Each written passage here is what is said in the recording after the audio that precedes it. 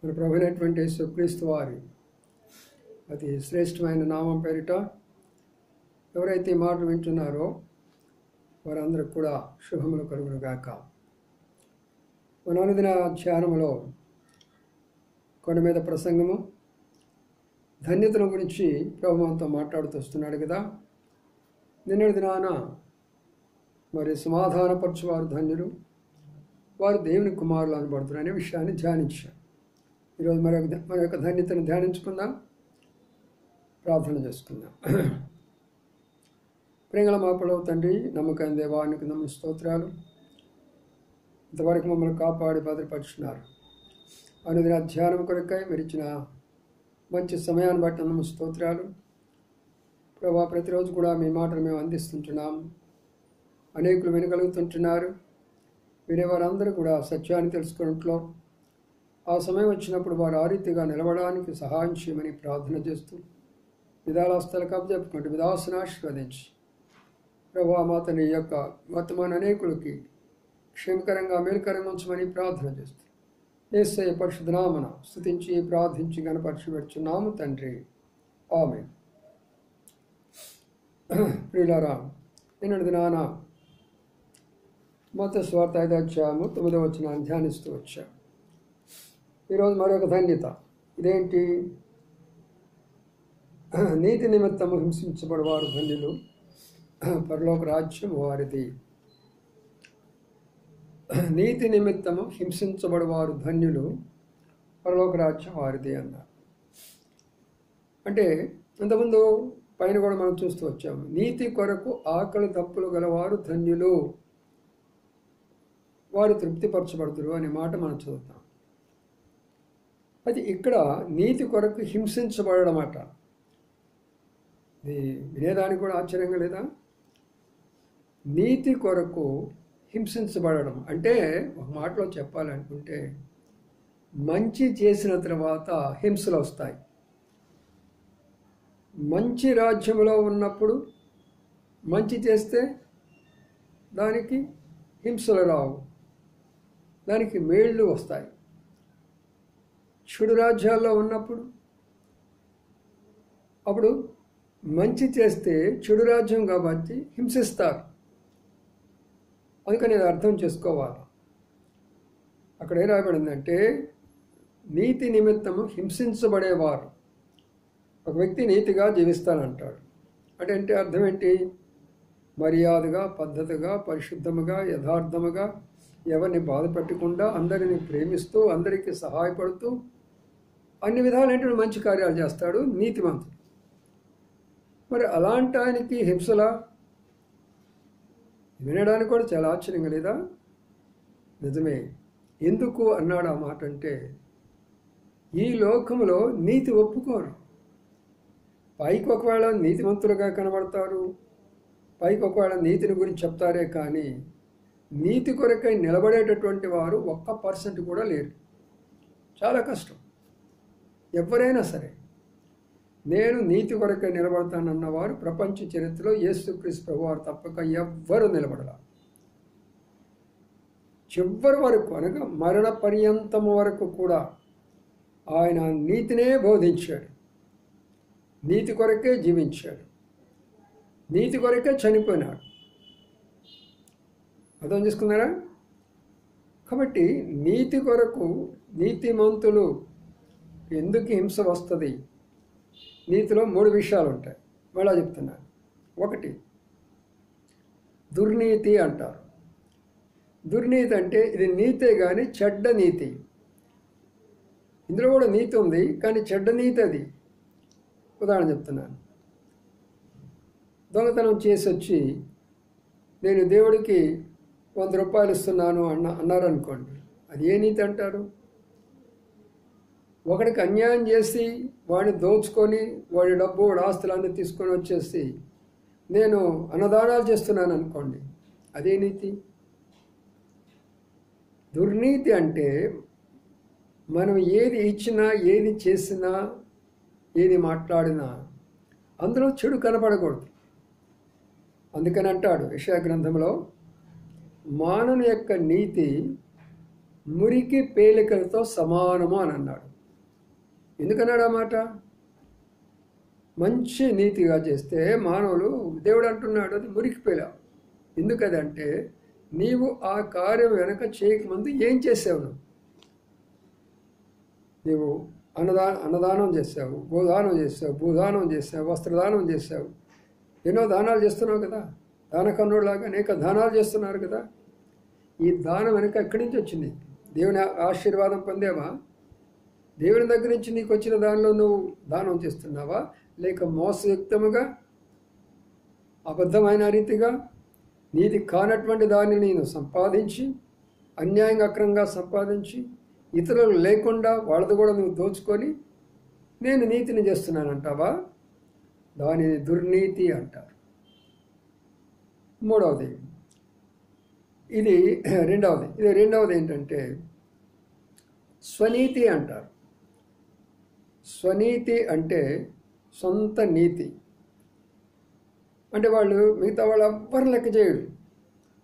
మేమే దేవుడి దగ్గర నుంచి ఊడి కింద పడ్డాం, మేము చెప్పిందే వేదం, మేము చెప్పిందే మాట, మేము ఏదైతే చెప్పే మీరు అది చేయాల్సిందే, మీరు మా పాదాలకు మొక్కాల్సిందే, మేమే నీతిమంతులమే, మీరు నీతిమంతులు కారు, మీరంతా అనీతిమంతులు, మేమే పుణ్యాత్ములు, మీరు పుణ్యాత్ములు కారు, మేమే పరిశుద్ధులమి, మీరంతా అపవిత్రులు. ప్రియులారా, ఇదే మత్తయి సువార్త 23వ అధ్యాయంలో చెప్పబడింది. వారి స్వనీతి పరులు, ధర్మశాస్త్రోపదేశకులు, శాస్త్రులు, పరిచయులు, వీళ్ళెవరు అని మనం చూస్తే వాళ్ళు ఎలాంటి వారు అని మనం గమనించినట్లయితే స్వనీతి పరులు. వాళ్ళ సొంత భక్తి, వాళ్ళ సొంత నీతిని గురించి తెగ కోరుకుంటూ ఉంటారు. వాళ్ళు మేమే పరలోకానికి వెళ్ళిపోతాం, మేమే దేవుని యొక్క మాటలు చెప్తాం, మేమే దేవుని యొక్క బిడ్డలమి, మిగతా వారందరూ కాదు. దీనిని స్వనీతి అంటారు. స్వనీతి అంటారు. దేవుడు అలాగుండడు, అందరికి ఇస్తాడు నీతి. ప్రభు ఒక మాట అన్నాడు, ఆయన ఉచితమైన కృప వల్ల మీరు నీతిమంతులుగా తీర్చబడ్డాడు అన్నారు. రోమీయుల రాసిన పత్రిక 5వ అధ్యాయం 1వ వచనంలో. కానీ నీతిమంతులు ఎవరు లేరు. అయితే ఆయన అందరికి ఆ నీతి ఇస్తే ఈ స్వనీతి పరులు ఏం చేస్తారంటే మిగతా వాళ్ళని లెక్క చేయరు, వాళ్ళే నీతిమరులుగా అనుకుంటూ ఉంటారు. కాబట్టి ప్రియమైన సోదరుడా, ఈ సమయంలో అట్టి నీతిని మనం పొందిన తర్వాత ఏది నిజమైనటువంటి నీతిని మనం పొందాలి. ఇది మూడో రకం. నిజమైన నీతిపరుడు ఎలాగుంటాడు? నేను ఎంతవరకు మాట్లాడాలా, నేను ఎంతవరకు చేయాలా, నేను ఎవరికి హానికరంగా ఉండకూడదు, నేను ఎవరిని బాధ పెట్టకూడదు, నేను చేసే ప్రతి కార్యములో నీతి కనబడుతూ రావాలా, ఎక్కడ అన్యాయం కానీ, అక్రమం కానీ, ఎక్కడ మోసము కానీ, ఇలాంటివి ఏమీ కనబడకూడదు అందులో. కాబట్టి ఆ ఉద్దేశంతో ఇప్పుడు ఏం చెప్తున్నాడంటే, మరి నీతి అనే మాట అది కరెక్ట్ అయినటువంటి నీతి. నీతి, దుర్నీతి, స్వనీతి, మూడు రకాలైనటువంటి విషయాలు ఇక్కడ మనం చూసారా. అయితే ఇప్పుడు మంచి నీతి కొరకై నువ్వు నిలబడాలంటే నీకు హింస వస్తుంది, నీకు బాధ వస్తుంది. నిన్ను బాధ పెడతారు, హింస పెడతారు, కష్టపెడతారు, నష్టపెడతారు. అన్నిటికీ మనం సిద్ధంగా ఉండాలా. అందుకనే మాట అన్నాడు, నీతి నిమిత్తము హింసించబడువారు ధన్యులు, పరలోక రాజ్యం వారిది. అంటే వీళ్ళకి గ్యారంటీ, నువ్వు నీతిగా జీవిస్తే నీకు హింస ఉంది, నేను నీతిగా జీవిస్తే నాకు బాధ ఉంది, నేను నీతిగా జీవిస్తే నాకు శ్రమ ఉంది. నా బంధువుల ద్వారా కావచ్చు, మిత్రుల ద్వారా కావచ్చు, ఇరుగు పొరుగు వారి ద్వారా కావచ్చు, ఎవరి ద్వారైనా కావచ్చు. నీతిగా జీవిస్తే మాత్రం శ్రమ ఉంది, కానీ పరలోక రాజ్యం. చూసారా. కాబట్టి ఈనాడు ఎంతమంది ఈ నీతి కొరకు నేను జీవిస్తాను అనేవాళ్ళు ఎంతమంది ఉన్నారు? చెప్పాను కదా, 1% కూడా ఉండడం కష్టం. ఎందుకంటే దుర్నీతిలోనే ఉంటారు, స్వనీతిగానే వెళ్ళిపోతూ ఉంటారు. నీతిమంతులుగా ఉండాలంటే చాలా కష్టమైన విషయం. కానీ ప్రభువే చెప్పాడు ఆ మాట, మీకు పరలోక రాజ్యం కావాలంటే తప్పనిసరిగా నీతిమంతులుగా ఉండండి. ఉదాహరణ చెప్తాను, బైబిల్లో నుంచి కొన్ని ఉదాహరణ చెప్తాను. ఎవరెవరు నీతిమంతులు అనే విషయాన్ని బైబిల్లో అనేక విషయాల సందర్భాల్లో ఉన్నాయి. యోహాను గురించి చెప్తా. ఎవరు? ప్రకటన రాసిన యోహాను భక్తుడు. ఆయన ప్రభు నమ్ముకున్న కారణం చేత, ప్రభు మాటలు అనేక చెప్పిన కారణం చేత రోమా యొక్క ప్రభుత్వం వారు హింసించారు, బాధించారు. ఆఖరికి ఆయన నూనె కాగులో కూడా వేశారు. చనిపోయాడా? చనిపోలా. ఇక చనిపోడరా అనుకొని అక్కడ దీవులు ఉన్నాయి, పద్మాస్ దీవులని, ఆ దీవుల్లో విడిచిపెట్టేశారు. ఆ దీవులు ఎప్పుడైతే ఆయన పడిపోయినాడో అప్పుడు ఆయనకి ప్రార్థనలో ఉన్నప్పుడు ఆకాశం తెరవబడి పరలోకంలో ఉన్న అన్నీ కూడా చూశాడు ఆయన. చూసారా ప్రియులారా? ఇక్కడ మనం ఆ విషయాన్ని జ్ఞాపకం చేసుకోవాలి. ఆకాశం తెరవబడింది, తర్వాత ఏమైంది? అక్కడ పరలోకం అంతా కూడా కనబడుతుంది ఆయనకి. కాబట్టి ఎప్పుడైతే మనము నీతి కొరకై జీవిస్తామో మనం హింసించబడతాం ఈ లోకంలో, బాధించబడతాం ఈ లోకంలో, కానీ పరలోకం మాత్రం తెరవబడుతుంది మన కొరకై. యోసేపు పాత నిబంధన కాలంలో అన్నలు హింసించారు, బాధించారు, ఆఖరికి తీసుకెళ్ళి గుంటలో కూడా పడేశారు, అమ్మను కూడా అమ్మేసేసారు. కానీ అక్కడ అనీతిమంతుడిగా బ్రతికే అవకాశం వచ్చింది. అక్కడ ఏంటది?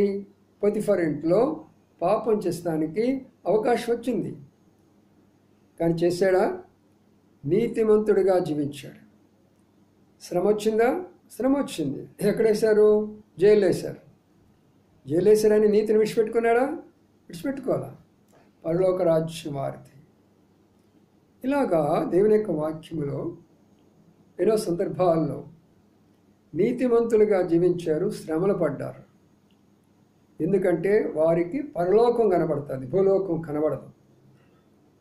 కాబట్టి మనము ఈ లోకంలో ఉన్నప్పుడు చదివే విద్యార్థులారా నీతిగా చదవండి, కాపీలు కొట్టొద్దు.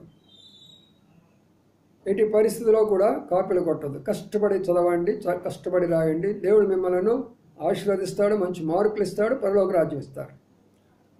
ఉద్యోగం చేసేవాళ్ళారా మీకు వచ్చేటటువంటి జీతాలతోటి మీరు తృప్తిగా ఉండండి. లంచాలు తీసుకొని, అబద్ధాలు చేసి, మోసాలు తీసుకొని వాళ్ళ డబ్బులు తీసుకోవద్దు. ఇవన్నీ నీకు ఈ లోకంలోకి వస్తాయి, కానీ పరలోక రాజ్యాన్ని పోగొట్టుకుంటావు. కాబట్టి ఒకవేళ మీరు ఉద్యోగస్తులైతే అలాగా ఉండండి.